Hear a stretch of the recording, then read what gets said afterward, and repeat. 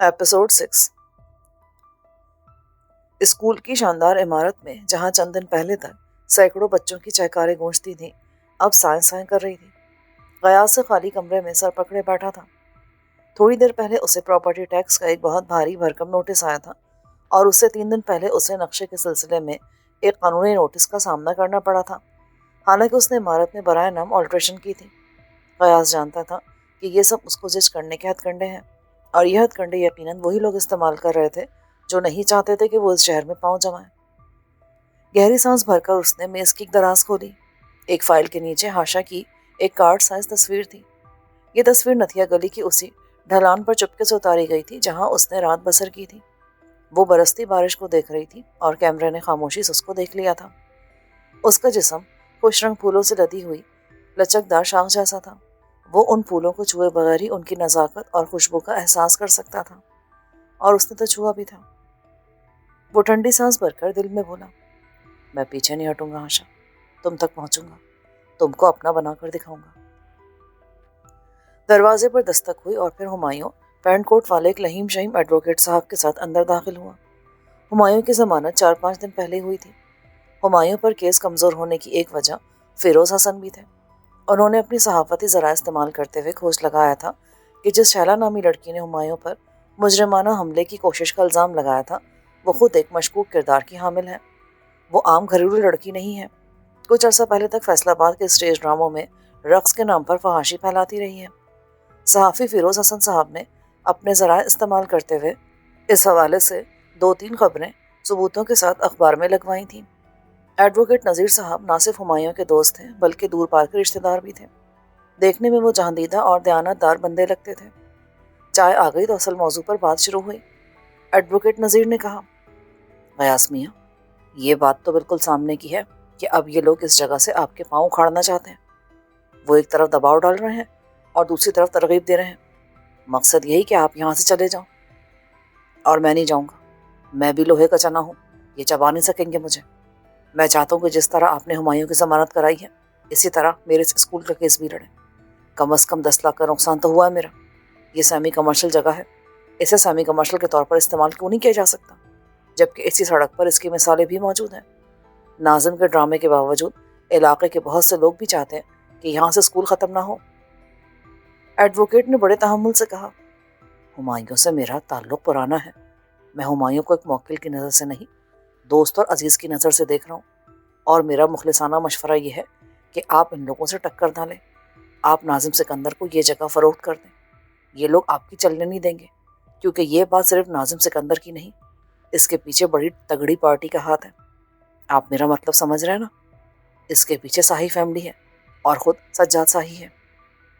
یعنی میں ڈر کر بھاگ جاؤں، اپنے حق سے دستبردار ہو جاؤں؟ ایڈوکیٹ نذیر نے اپنی اینک کے شیشے صاف کرتے ہوئے کہا، کوئی اور وکیل اس طرح کی بات آپ سے نہیں کہے گا۔ عرف عام میں سے اپنی روزی پر لات مارنا کہتے ہیں، لیکن حقیقت وہی ہے جو میں آپ کو بتا رہا ہوں۔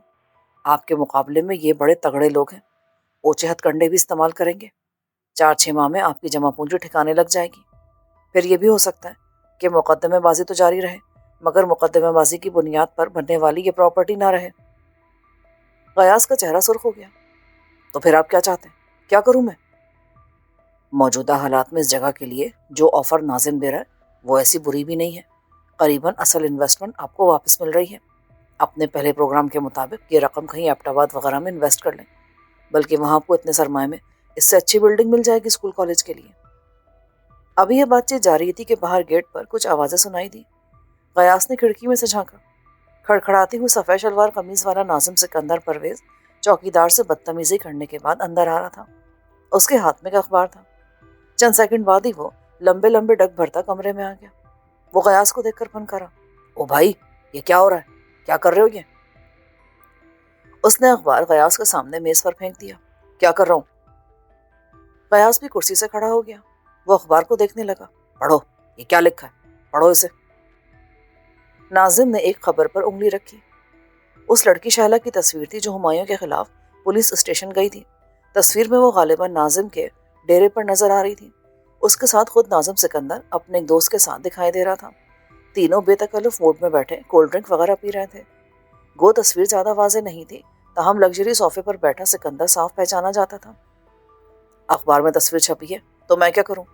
ऐसे चेहरे तो फिर अखबार टीवी पर नजर आने लगते हैं। गयास ने सपाट लहजे में कहा। यकायक नाजिम ने झपट कर गयास का गिरेबान पकड़ लिया।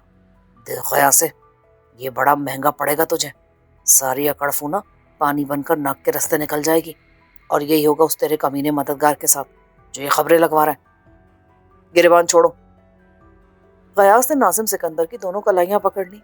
उसके जवान जिस्म में जैसे बर्फ सी दौड़ने लगी थी।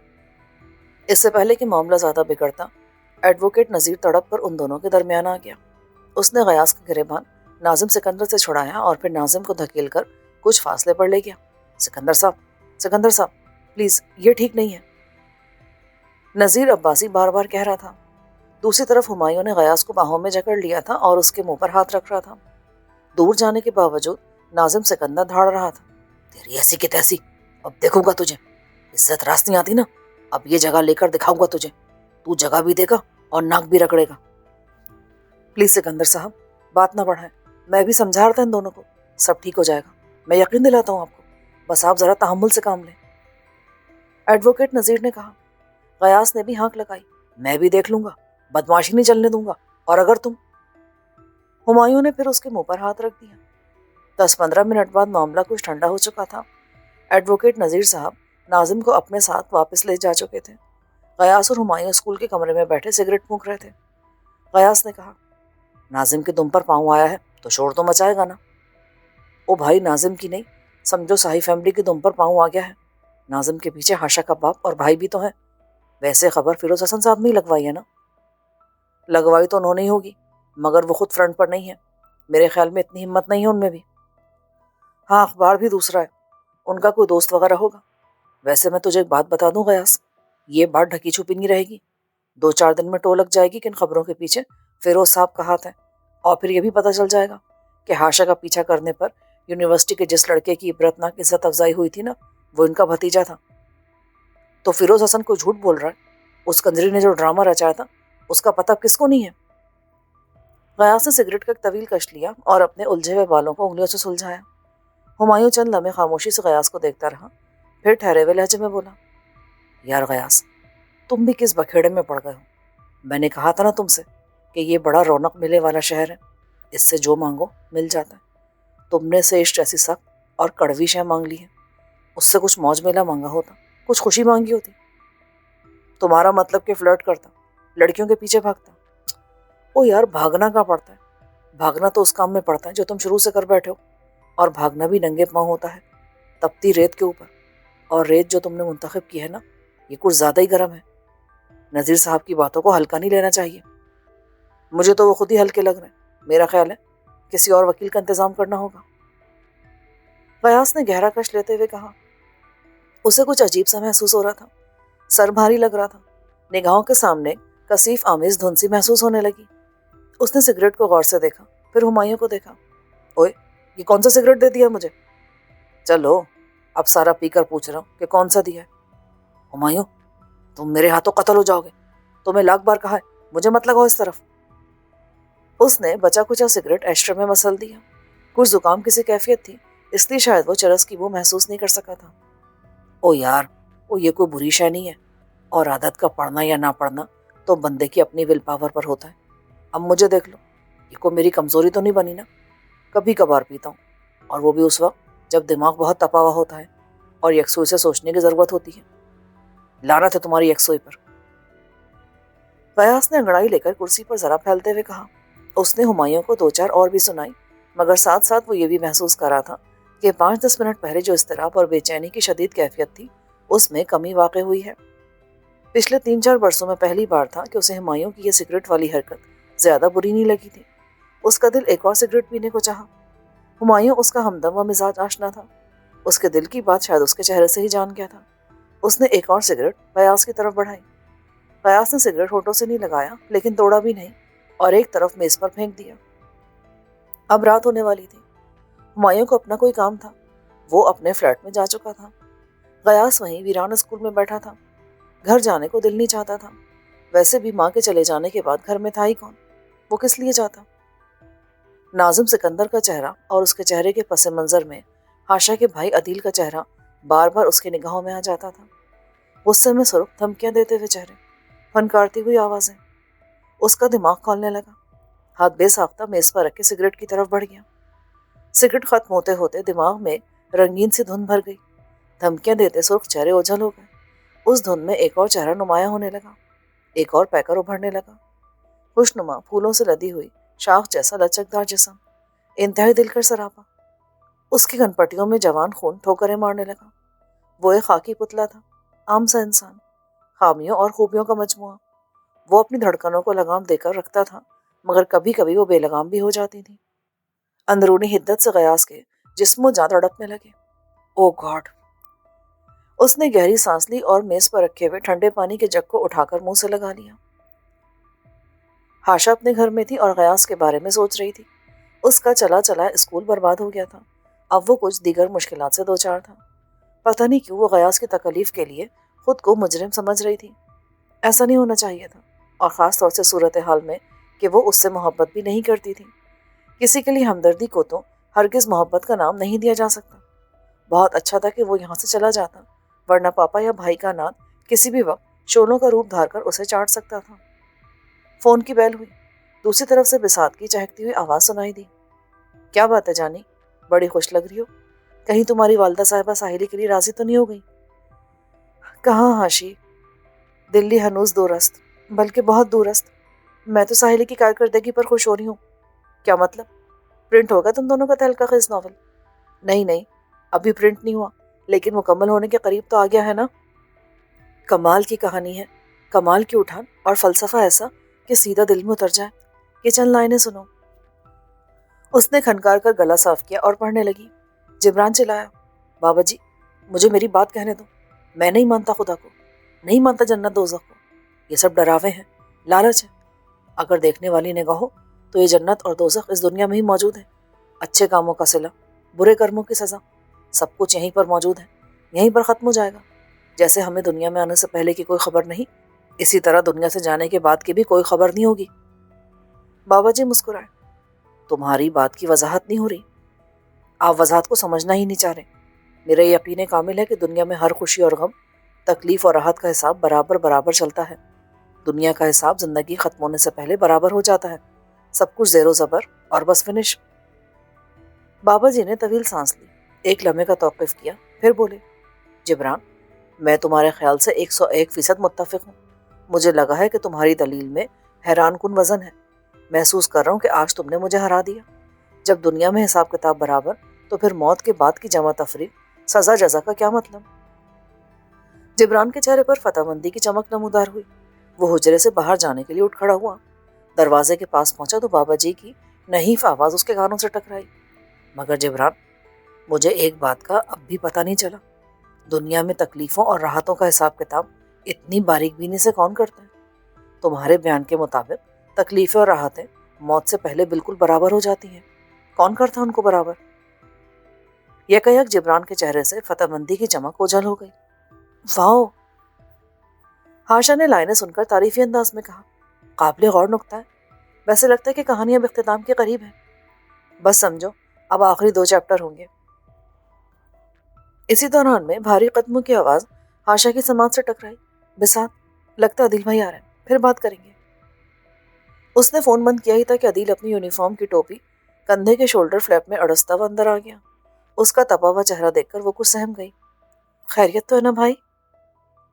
وہ اس کا سوال نظر انداز کرتے ہوئے بولا، میں تو اس وقت کو کوس رہا ہوں جب ڈیڈی نے تمہیں نتھیا گلی جانے کی اجازت دی، اور اس وقت کو بھی جب تمہاری حماقت نے تمہیں وہاں ڈرامہ کرنے پر اکسایا۔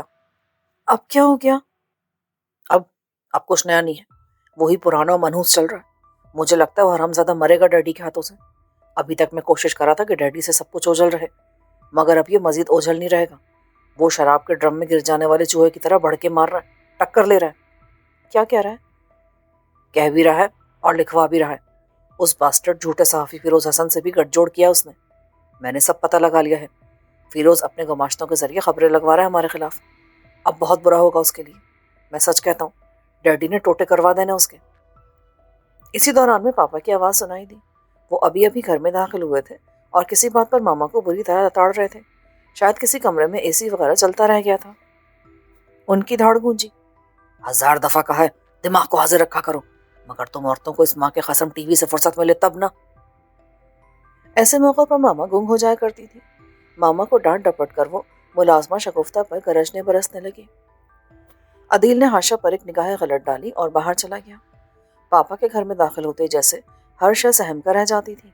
और तो और हाशा के एक्वेरियम की मछलियां भी बेचैन दिखाई देने लगती थीं। अब भी हाशा को ऐसे महसूस हुआ जैसे वो हवसबाख्ता होकर पानी में इधर उधर खुदक रही हैं। पूरे 3 दिन से हाशा मुसलसल सोच रही थी और उसने बिसात से मशवरा भी किया था। मालूम नहीं क्यों उसे अदील की बात में बड़ा वजन महसूस हुआ। अगर वो बेवकूफ़ पोटोहारी टकराव का रास्ता इख्तियार कर रहा था तो ये उसकी बदकिस्मती ही थी। पापा और अदील का गज़ब उसे भस्म कर सकता था। उसे एक बार फिर चचा मुख्तार वाली बात याद आ गई जब उनकी बेटी फराह को पसंद करने वाले फैजान ने एड़ियां रगड़ रगड़ कर जान दे दी थी। सोचते सोचते यकायक हाशा के अंदर से धर्म और हमदर्दी की एक बुलंद लहर उठी। इस लहर के साथ वो खुद भी उठ खड़ी हुई और बेकरारी से कमरे में टहलने लगी। उसे लगा कि उसे बिसात का मशवरा मान लेना चाहिए। कम से कम एक बार गयास से फ़ोन पर रब्ता करना चाहिए और उसे साफ लफ्ज़ों में बताना चाहिए कि उसके दिल में उसके लिए कोई जगह नहीं, और साथ ही ये भी कि वो अंगारों से खेल रहा है। अगर भस्म होना ही चाहता है तो फिर अपनी जिम्मेदारी पर हो। बड़ी बेचैनी से हाशा ने रात के 12:30 बजे तक इंतज़ार किया। धीरे धीरे इर्द गिर्द की फालतू लाइट्स ऑफ हो गई। पापा के कमरे की तरफ भी खामोशी छा गई।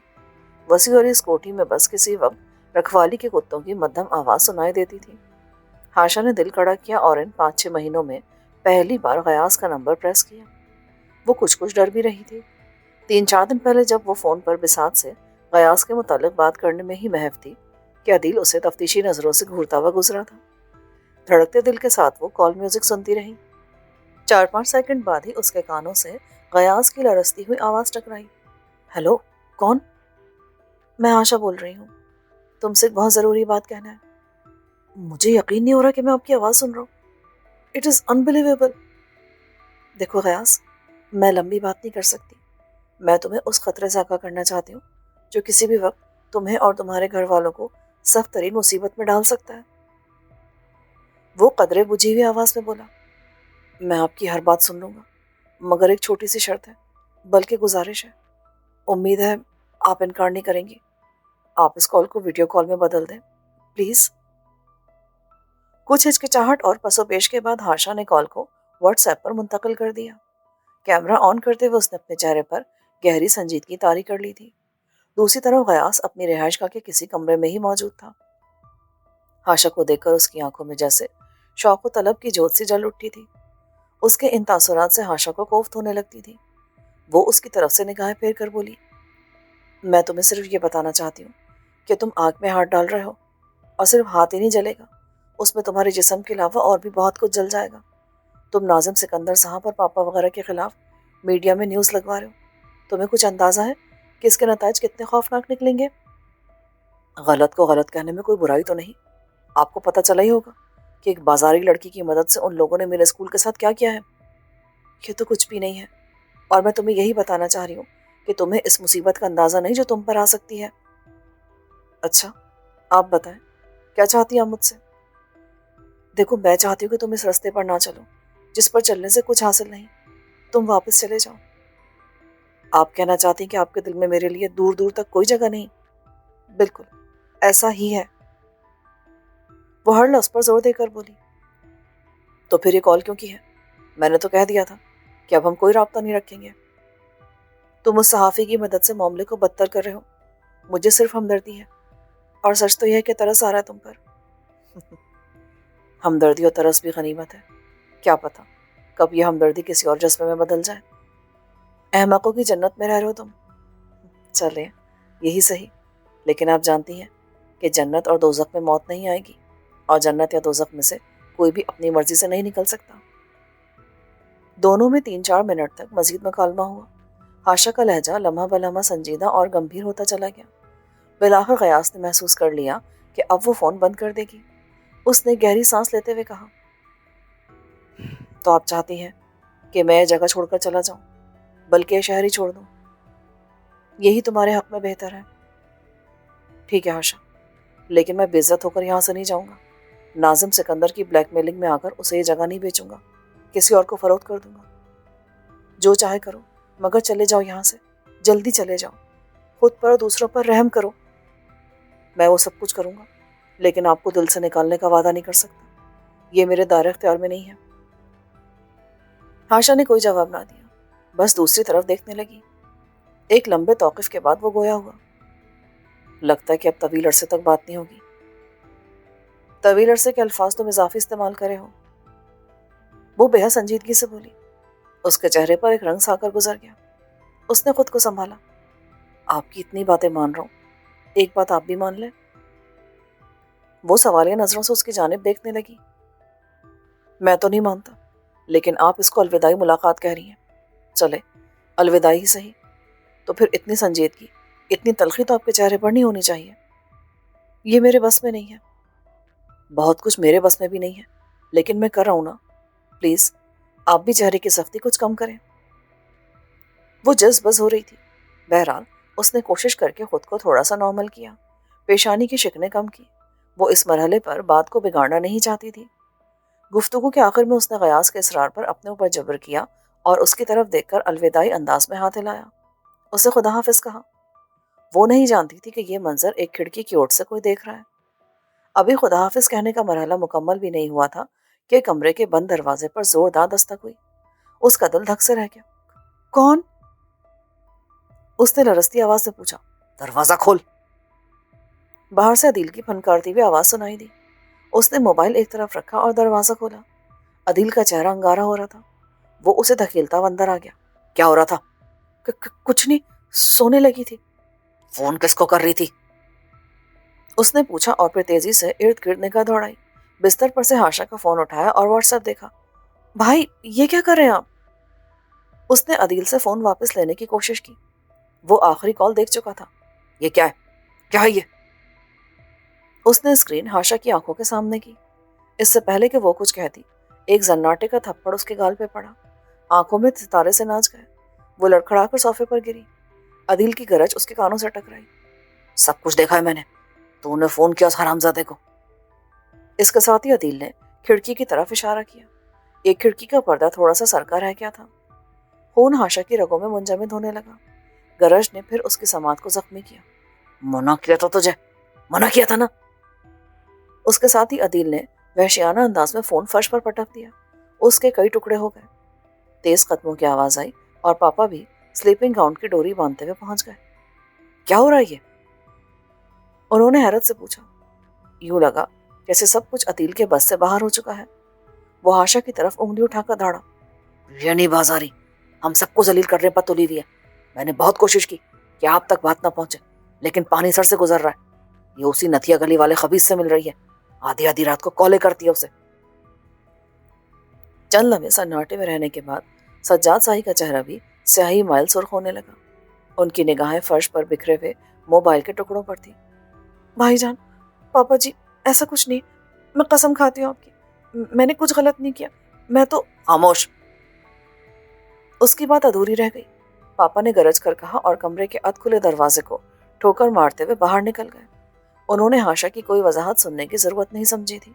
یوں لگتا تھا کہ عدیل جیسے شکوک ان کے ذہن میں بھی موجود رہے تھے۔ کچھ ہی دیر میں ہاشا کی ماما اور دو ملازمائیں بھی جاگ چکی تھی۔ کسی قریبی کمرے سے پاپا کی کرفت آواز اس کے کانوں تک پہنچی۔ وہ شگفتہ سے کہہ رہے تھے، جاؤ تم سرونٹ کوارٹر میں، دونوں جاؤ، دفع ہو جاؤ۔ ہاشا سر سے پاؤں تک لرز رہی تھی۔ اس نے عدیل کے سامنے ہاتھ جوڑے۔ بھائی پلیز مجھ پہ اعتبار کریں، میں نے صرف اس لیے فون کیا تھا کہ… چپ ہو جاؤ، اب ایک لفظ منہ سے نکالا نا تو منہ توڑ دوں گا۔